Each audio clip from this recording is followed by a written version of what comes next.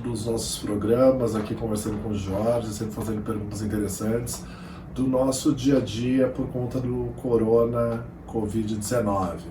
Hoje a gente vai falar sobre academias, né, Jorge? Exatamente. O E Agora de hoje é de academias. Que faço academia, você também que faz. Como que ficam as academias nessa época? Elas podem continuar cobrando mensalidade normalmente, mesmo estando fechadas? Como que é? Bom, gente, eu sempre pensei, né, fiz uma análise bem grande em relação a academias e por conta da medida provisória agora, inclusive, que transfere ao governo o pagamento dos funcionários de empresas que faturam até 4 milhões e 800, não me parece plausível que as academias cobrem por inteiro essa mensalidade. Veja, nós já falamos aqui na locação, né, Jorge, que você pode rever o contrato de locação. Se você pode rever também os contratos com água, luz, as empresas estão revendo em muitas localidades, inclusive o governo do Rio de Janeiro está pretendendo cancelar essas taxas. Então vejam aí, cada lugar a gente vai ter aí uma determinada medida. E agora, o não pagamento dos funcionários linkados à academia, né, até porque a academia fechada não gasta luz, né? Então, assim, o custo operacional vai ser muito mais baixo. O pagamento por si integral dos consumidores gera enriquecimento sem causa aos consumidores e devem ser ressarcidos pelos donos das academias.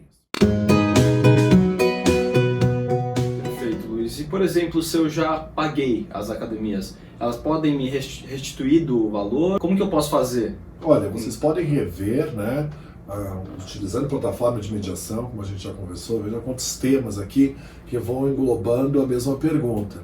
Vocês podem rever, sim, esses valores, só que muito interessante é que a academia, até para fazer a felicidade daquele consumidor, né, faz com que o consumidor dê um mês a mais para o consumidor, dê 15 dias a mais para o consumidor, né, de um mês que ele não teria pago. Então, assim, penso eu que ou a academia ressarce uma grande parcela desse valor, não é pequena, ou se não, ela deixa o consumidor frequentar um mês a mais a academia não pagar.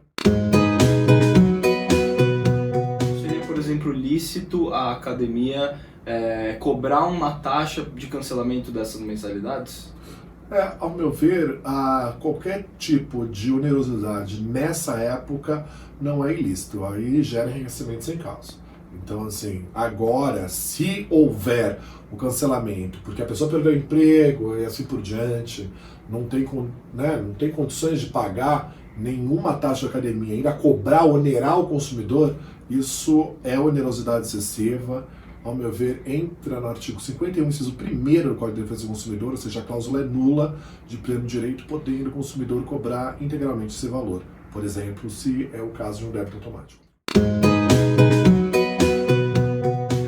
A gente também falar que uma primeira alternativa seria do consumidor, ou seja, da pessoa que contratou esse serviço, entrar em contato com a academia em primeira mão, e aí teria alguma outra instância, ou seja, teria uma ingressão em uma ação judicial, ela entrar em contato com o PROCON, como que seria isso? Primeiramente, ingresse em contato com a academia, sempre querendo reaver o seu valor, revendo o contrato.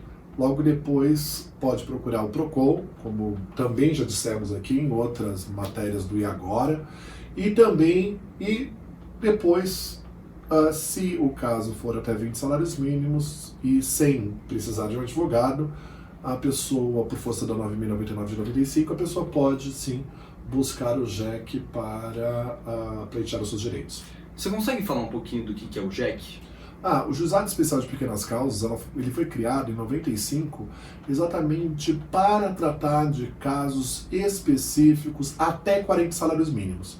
Mas a Justiça entende que nós temos dois tipos aí de causas. Até 20 salários mínimos, nós não precisamos de um advogado assistindo a parte no Juizado Especial de Pequenas Causas. De 20 salários mínimos e 1 centavo até 40 salários mínimos, nós precisamos.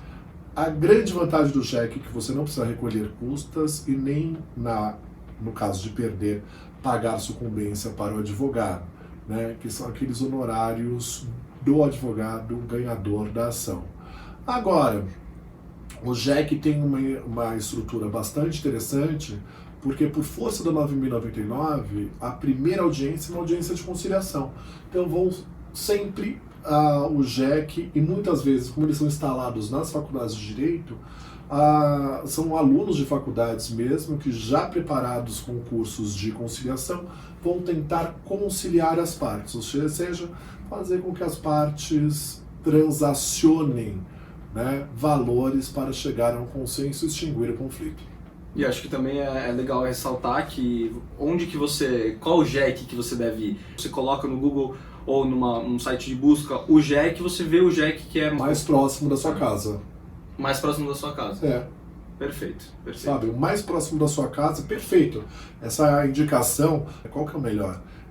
Coloca no Google lá, vê o mais próximo da sua casa, leva o seu comprovante de residência, CEP, RG, contratos, toda a documentação que você tem, que na hora você preenche toda a documentação e eles vão intimar a outra parte para aparecerem dia e hora marcados para uma audiência de conciliação.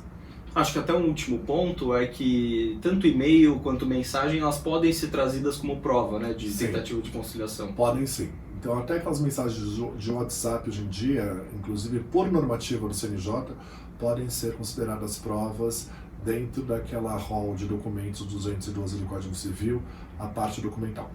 Perfeito. Tá bom? Um forte abraço aí. Forte abraço.